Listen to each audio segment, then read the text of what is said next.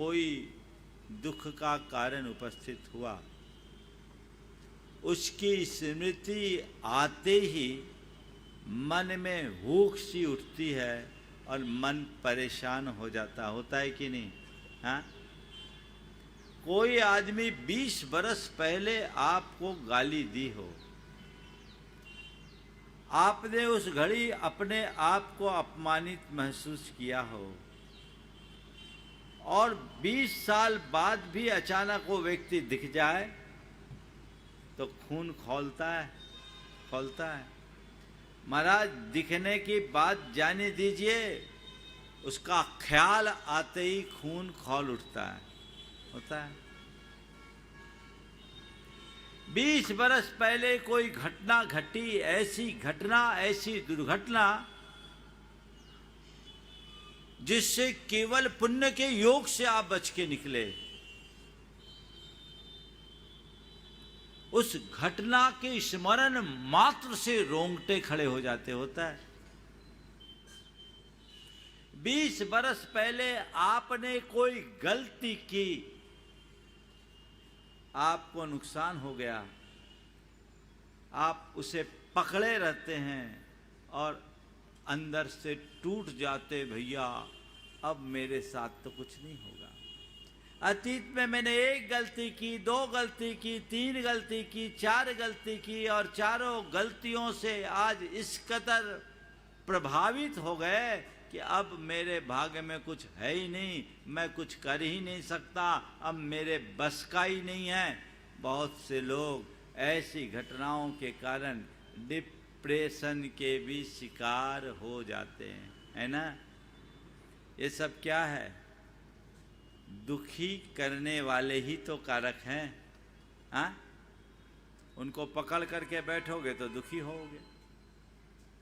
पर मैं आपसे पूछता हूं, जिन बातों को के पीछे आप दुखी हो रहे, उनका अस्तित्व है? बोलो, वो मौजूद है? वो तो बीत गई बात, घट गई घटना।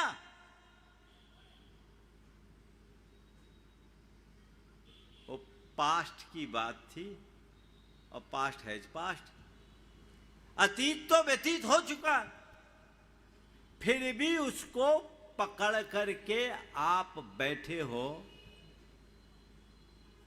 जो आपको दुखी बनाती है, उसे याद कर करके आप अपने मन का बोझ और बढ़ा लेते हो। संत कहते हैं, उस स्मृति को विस्मृति में बदल दो, सारा दुख दूर हो जाएगा। होगा कि नहीं? ये कल्पना हमने अपने मन में पाल रखी है, इसलिए हमारा जीवन दुखी है। जो इस कल्पना को दूर कर देता, उसके जीवन में तत्क्षण सुख आ जाता। आता है कि नहीं? हमारे यहाँ 2 बातें हैं अतीत की बुरी स्मृतियों से बचने की। एक, क्षमा करने की आदत डालना, और दूसरी, नज़रअंदाज करने की क्षमता विकसित करना।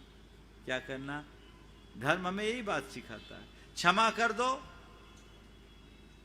दुख सुख में बदल जाएगा। आपकी किसी से कितनी भी लड़ाई हो, कैसा भी बैर हो, देखते ही भ्रुकुटियां तन जाए ऐसा व्यक्ति, लेकिन जिस दिन क्षमा हो जाती है, बाद में उसके प्रति किसी भी प्रकार की कोई नकारात्मकता रहती है? रहती है क्या? नहीं ना। तो ये क्षमा की ताकत, धर्म की ताकत है, जो हमारे दुख को सुख में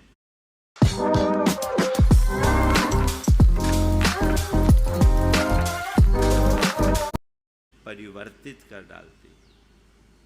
चीजों को इग्नोर करो, लेट अस गो, ठीक है, गया सो गया, हो गया सो हो गया, हो जाने दो। नजरअंदाज करने की क्षमता आप रख लीजिए। किसी ने कुछ बोल दिया तो बोल दिया, कुछ घट गया तो घट गया, कर्म का उदय था, चलो घट जाने दो, ये तो बीत गई, बात गई।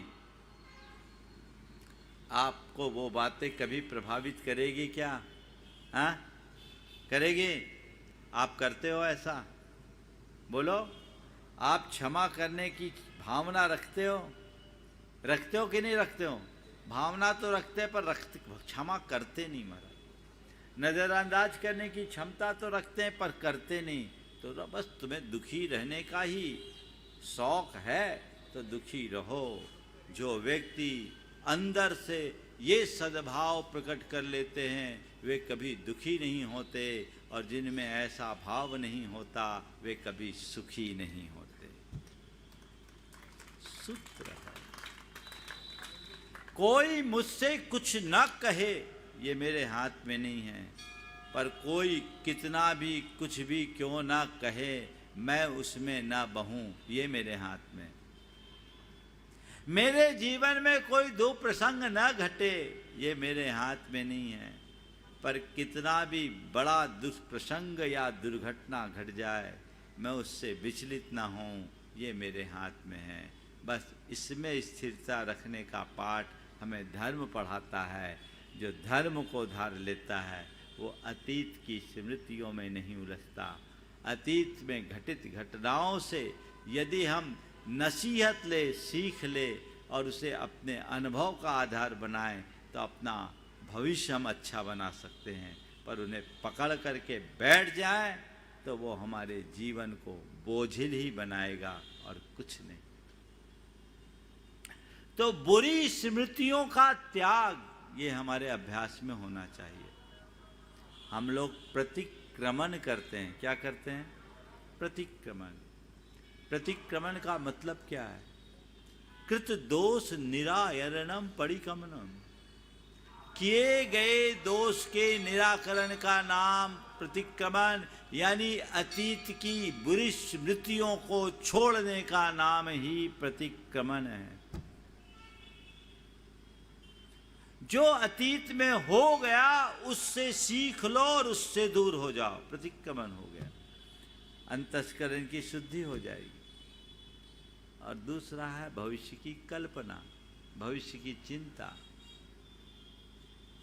मुझे ये करना है, मुझे वो करना है, मुझे ऐसा करना है, मुझे वैसा करना है, यही तो उलझे रहते हैं ना। मैं ये करूँगा, मैं वो करूँगा, अब मेरी ये प्लानिंग। आप लोगों के मन की प्लानिंग के आगे तो शायद प्लानिंग कमीशन भी फेल हो जाए। कितनी योजनाएं चलती और केवल कल्पना ही नहीं, चिंता। भविष्य के योजना बनाना कदाचित सही हो सकता, लेकिन भविष्य की चिंता में उलझ जाना समझदारी नहीं। भविष्य के प्रति सतर्क रहिए, भविष्य की योजना बनाइए, भविष्य की व्यवस्थाएं बनाइए, लेकिन भविष्य की चिंता में उलझने से बचिए। हर मनुष्य को एक बात अपने हृदय में अंकित कर लेनी चाहिए कि जो मैं चाहूं वो नहीं होता, और चिंता से किसी वस्तु का, किसी की उपलब्धि नहीं होती, चिंता से किसी समस्या का समाधान नहीं होता। हम चिंता करने की जगह चेष्टा करें। अपने लक्ष्य की उपलब्धि के लिए सचेष्ट होना समझदारी है, पर लक्ष्य की चिंता में उलझ जाना पागलपन। आप क्या करते हो, समझदारी या पागलपन? हाँ हाँ, पागलपन न। तो अब जब तक ऐसा पागलपन बना रहेगा आप कभी सुखी नहीं होगे। भले कारू का खजाना भी तुम्हारे हाथ क्यों न लग जाए तो भी वह तुम्हें कभी सुखी नहीं कर सकता। चिंता से मुक्त जीवन होना चाहिए। और धर्म हमें ये सीख देता है वर्तमान में जीने की। वो कहता है अतीत की स्मृतियों से बचो और भविष्य की कल्पनाओं से बचो। आज क्या होता है, मैं ये करूँगा वो करूँगा और मेरे साथ ऐसा हुआ था वैसा हुआ था, ये किया था वो किया था, है ना।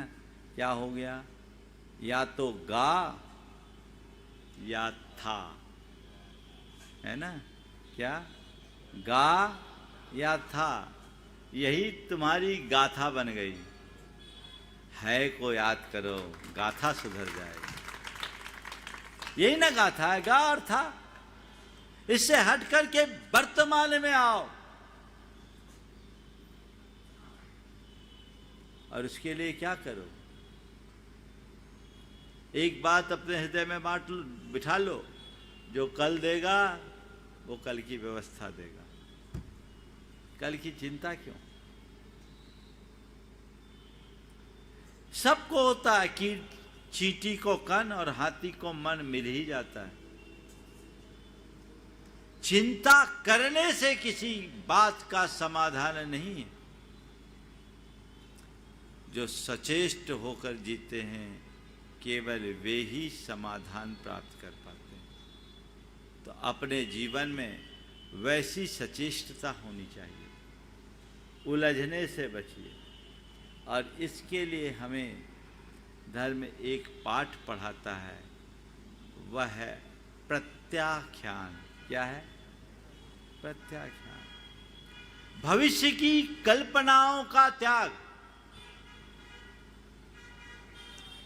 और त्याग तब कर पाएंगे जब हम भावी जीवन को उज्जवल बनाने का संकल्प लेंगे। उन कल्पनाओं से अपने आप को बचाएं, उन कल्पनाओं का परित्याग करें जो हमारे जीवन को बेहतर बना सके और जिनके बदौलत हम अपना कुछ अच्छा कर सके। समझ गए?